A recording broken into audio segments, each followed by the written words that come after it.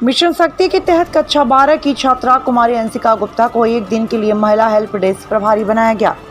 दिनांक 22/10/2021 को मिशन शक्ति के तहत भरथना कोतवाली में महिला हेल्प डेस्क का प्रभार लेने पर कुमारी अंशिका ने प्रभारी निरीक्षक कृष्णलाल पटेल की मौजूदगी में कहा कि वह नगर के मोहल्ला मोतीगंज के संजय कुमार गुप्ता की पुत्री है। ज्योति एकेडमी में कक्षा 12 की छात्रा है। मिशन शक्ति के तहत एक दिन के लिए महिला हेल्प डेस्क प्रभारी बनाए जाने पर खुशी है।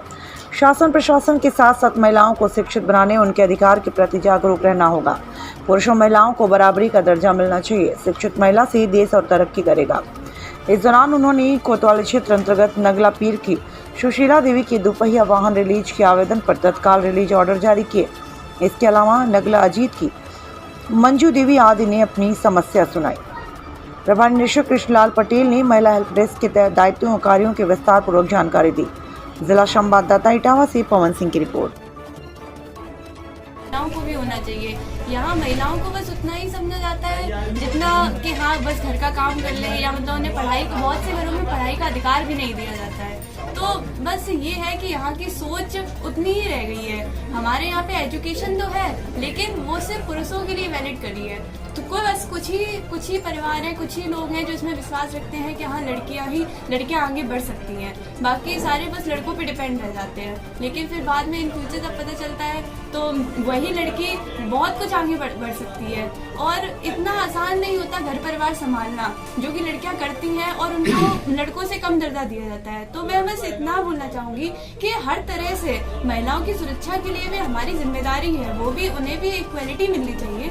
और पुरुष है ठीक है, लेकिन महिलाओं को भी इक्वल उनकी तरह व्यवहार करना चाहिए। लड़कियों को कम नहीं, उन्हें हर तरह से, बस बात ये होती है कि उन्हें अपॉर्चुनिटी नहीं दी जाती है। There is a lack of opportunity.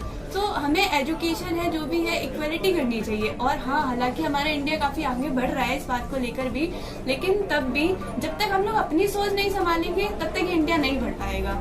और इंडिया सिर्फ सरकार के रूल बनाने से, रेगुलेशन बनाने से नहीं बढ़ती है। इसलिए हमें अपनी थिंक भी चेंज करनी पड़ेगी। अगर हम अपनी थिंक चेंज नहीं करेंगे तो यहाँ का वातावरण नहीं चेंज हो पाएगा। हम अपने इंडिया को तभी आगे बढ़ा सकते हैं जब यहाँ के नागरिकों को इक्वलिटी मिले। पुरुषों से सिर्फ इंडिया आगे नहीं बढ़ेगा, ना ही यहाँ की सोच आगे बढ़ेगी। हमें इसको पूरी तरह विकसित करने के लिए महिलाओं को भी उतना ही हक देना चाहिए, चाहे वो एजुकेशनल फील्ड हो, चाहे वो उनके जिंदगी का सवाल। मतलब एक तरह से ये हो जाता है कि उन्हें नहीं मिलती है इतनी अपॉर्चुनिटी पढ़ाई के बारे में और उसके बारे में। बस उनको भी, लड़कियां भी आगे इसलिए नहीं बढ़ पाती हैं क्योंकि उनको भी उतने में ही रखा जाता है कि हाँ तुम्हारी बस इतनी रिस्पॉन्सिबिलिटी है, तुम बस घर का संभालोगी और हाँ उसके बाद शादी कर दी जाएगी। लेकिन अगर उनको भी करेज किया जाए तो वो लड़कों से बेटर कर देंगी। इसलिए, और सही बात तो ये है कि अगर बहुत से परिवार इस बात के लिए भी डरते हैं कि हाँ अगर हम अपनी लड़की को बाहर भेज देंगे तो कुछ गलत ना हो जाए, तो इस बात के लिए भी हमें ये सोचना चाहिए कि लड़की है तो उसकी सुरक्षा के लिए भी